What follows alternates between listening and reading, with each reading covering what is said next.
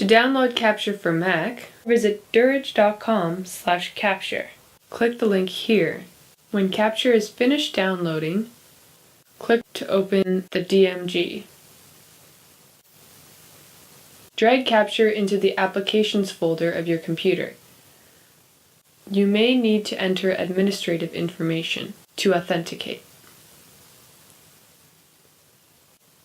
In the Applications folder of your computer, right-click on Capture and click Open. Security measures may inform you the application has been downloaded from the internet. Click Open to open Capture.